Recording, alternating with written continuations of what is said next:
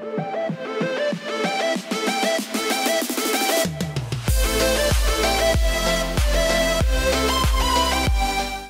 welcome back to my channel. This is Kishan. You are watching the nature trailer and I hope all of you have stayed good and fine. তো আজকে রবিবার বাড়িতে একটা রান্নার item হচ্ছে, তো সেটা দেখতে তোমরা শেষ অবধি চ্যানেলে থাকো, ভিডিওটা দেখো, অবশ্যই ভালো লাগবে আশা করি। এছাড়া আমাকে ফেসবুক পেজ এবং ইনস্টাগ্রামে ফলো করতে পারো, লিঙ্ক ডেসক্রিপশনে মেনশন করে দিচ্ছি। আর এই চ্যানেলে নতুন এসে যদি ভিডিও দেখছো অবশ্যই চ্যানেলটাকে সাবস্ক্রাইব করে অল বেল নোটিফিকেশন অন করে দিও। তো চলো এখন যাচ্ছি বাজার করতে, কি নেওয়া যায় দেখা যাক। আর শেষ অবধি ভিডিওটা দেখো, রেসিপিটা খুব তাড়াতাড়ি আসছে।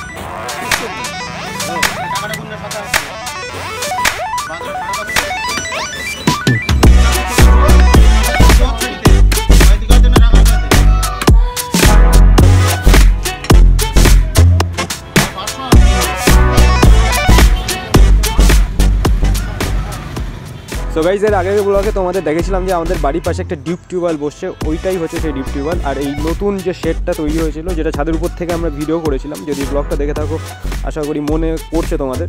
এখানে দুটো ঘর তৈরি হয়েছে, একটা কাঠ ফাট রাখার জন্য ঘর তৈরি হয়েছে, আর এইটা হচ্ছে আমাদের কাঠের রান্নাঘর, নতুন একটা রান্নাঘর। মা কাঠে রান্না করে বেশিরভাগ টাইম, সেই জন্য এই রান্নাঘরটা হয়েছে। আর যে উনুনটা করা হয়েছে মাটির না, এটাকে সিমেন্ট প্লাস্টার দিয়ে তৈরি করা হচ্ছে। তো আজকে এখান থেকেই রান্না শুরু হবে। সো আজকে রান্না হচ্ছে মাটন কষা আর চিকেন বিরিয়ানি। এর আগে আমি একটা ব্লগ করেছিলাম যেখানে মা রান্না করেছিল চিকেন বিরিয়ানি। তো আজকে মা আমি একসাথে মিলেই রান্না করবো, মানে সবাই মিলেই রান্না করবো। তো তোমরা দেখেছো আমি বাজারে গিয়ে দুরকম মাংস নিয়েছি, চিকেন আর মাটন। চিকেন তো বিরিয়ানির জন্যে হবে, আর মাটনটা নেওয়া স্পেশালি বাবার মাটন খুব পছন্দ হয়, এই জন্য মাটন নেওয়া। এই হচ্ছে মাটন। তো মাটনের আমরা নিয়েছি আজকে 600 মতন মাটন নিয়েছি, 600 মাটনে আশা করি হয়ে যাবে। তো এটা পরে রান্না হবে। প্রথমে যেটা চিকেন আমরা ম্যারিনেট করে রেখেছি সেটা রান্না করা, মানে সেটাকে ভাজা হবে। তো এখন আমি গ্যাসে এটা করে নিচ্ছি, মা ভাতটা উনুনে করবে, মানে যেটা আমাদের কাঠের উনুন রয়েছে সেই উনুনে হবে। তো এখন এই সাদা তেলে আমি চিকেনগুলোকে ভেজে নেবো হালকা করে। তো তেলটা মোটামুটি গরম হয়ে যাওয়ার পরে আমি এবার আস্তে আস্তে এই চিকেনের পিসগুলো এর মধ্যে দিয়ে দেবো, যেটা ম্যারিনেট করে রাখা ছিল। এই চিকেনের পিসগুলো ভাজতে আমার তো হেভি লাগে, আগেরবার মা করেছিল দেখে রেখেছিলাম, এই জন্য এবার নিজে করছি। আর চিকেনটা আমরা যেটা ভাজছি গ্যাসেই, মা উনুনে কিছু কাজ করছে, মানে মশলা ফসলা ওগুলো উনুনে হবে, সম্ভবত ভাতটা উনুনে হবে। এখন আপাতত এই চিকেনগুলো আস্তে আস্তে আমি ভেজে নিচ্ছি। দেখো মোটামুটি চিকেনের লেগ পিস ভাজা সুন্দর হয়ে গেছে। আর অন্যবার মা এই চিকেনের যেটা হয়, যেটা ভাজা হয়, অন্যরকম মশলা দেয়, এবার অন্যরকম কিছু একটা মশলা দিয়েছে। তো যাই হোক, দেখতে ভালো লাগছে, দেখতে পাচ্ছ কত সুন্দর ভাজা হয়ে গেছে। তো টোটাল চিকেন পিস যা ছিল আমাদের সব ভাজা কমপ্লিট হয়ে গেছে। এখন দেখতে পাচ্ছ কত সুন্দর ভেজেছি।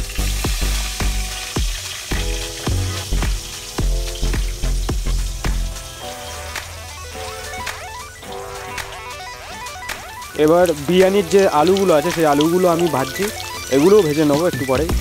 ভাজা জিনিসটা আমার কাছে খুব ভালো, মানে আমি পারি খুব ভালো। তো মোটামুটি আলু ভাজা কমপ্লিট, চিকেনও দেখতে পাচ্ছি ভাজা কমপ্লিট হয়ে গেছে। এবার কড়াইতে আলু আর চিকেন দিয়ে মা যে মশলাটা বানিয়েছে সেটা তোমাদের দেখাতে পারলাম না, পেঁয়াজ দিয়ে আরও কী সব যে বিরিয়ানির মশলাগুলো হয় সেগুলো দিয়েই এটাকে একটুখানি গরম করা হচ্ছে, মানে একটু জুসি টাইপের হবে, মানে ড্রাই হবে না। এটাকে একটুখানি কিছুক্ষণের জন্য ঢেকে দেওয়া হবে, ঢেকে 2-5 মিনিট মা ফোটাতে বললো। ফোটালে মোটামুটি চিকেনটা একটু সফট হয়ে যাবে আর এই মশলাগুলো সব এর ভিতরে চলে যাবে।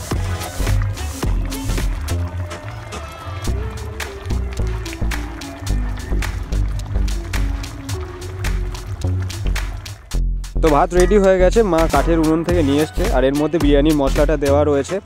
আর এদিকে আমাদের যে মাংস যেটা জুস করার মতন মানে কষা, সেটা কমপ্লিট হয়ে গেছে। এবার একটা করে মানে এই আলুগুলো আস্তে আস্তে ভাতের উপরে দেওয়া হবে। এই আলুগুলো সব দেওয়া হচ্ছে এবং মাংসগুলো একটার পর একটা করে দিয়ে তারপরে এই যে জুসটাও থাকবে এটা ভাতের সাথে অ্যাড করে দিতে বলছে মা। তো আমি এক এক করে এই জিনিসগুলো সব হাঁড়ির মধ্যে দিচ্ছি।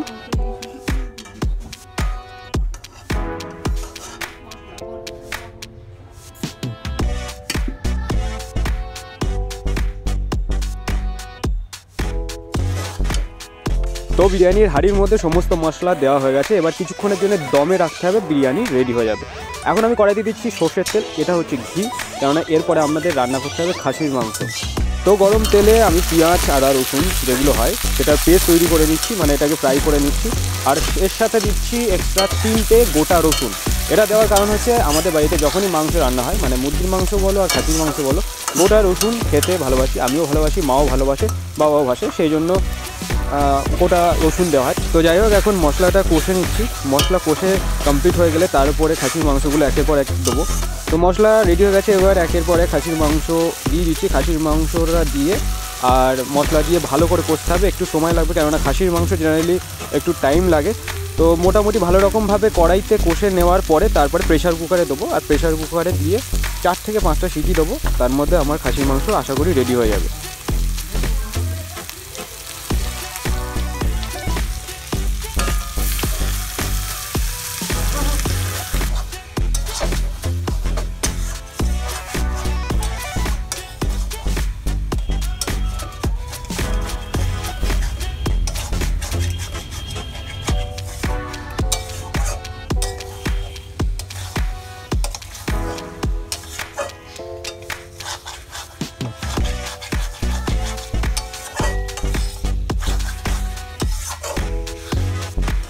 তো গাইস মাংস কষা কমপ্লিট হয়ে গেছে, দেখতে পাচ্ছ খুব সুন্দরভাবে কষে গেছে মাংস। তো এবার আমি এই খাসির মাংস তোমার প্রেশার কুকারে দেবো, প্রেশার কুকারের মধ্যে ঢেলে দিয়েছি, দিয়ে এবার ওয়েট করতে হবে 4-5টা সিটি, তার মধ্যে আশা করি কমপ্লিট হয়ে যাবে। তো ফুল ভলিউমে দিয়ে দিয়েছি, মাংস খুব তাড়াতাড়ি রেডি হয়ে যাচ্ছে, আর বেশিক্ষণ ওয়েট করতে পারছি না, দুরন্ত স্মেল বার হওয়া শুরু হয়ে গেছে অলরেডি, তো শুরু হবে এরপরে খাওয়া দাওয়া। তো পাত পেরে আজকে দুপুরের ভোজন রেডি, খাসির মাংস কষা আর এদিকে চিকেন বিরিয়ানি। তো এই ভিডিওটা দেখে যদি তোমাদের ভালো লেগে থাকে অবশ্যই লাইক কমেন্ট এবং শেয়ার করতে বললো না, আর আমার চ্যানেল নতুন আসলে অবশ্যই চ্যানেলটাকে সাবস্ক্রাইব করে রাখো। সো গাইস আজকের ব্লগ এখানেই শেষ করলাম, দেখা হচ্ছে নেক্সট ব্লগে। See you soon guys, take care, tata, good by.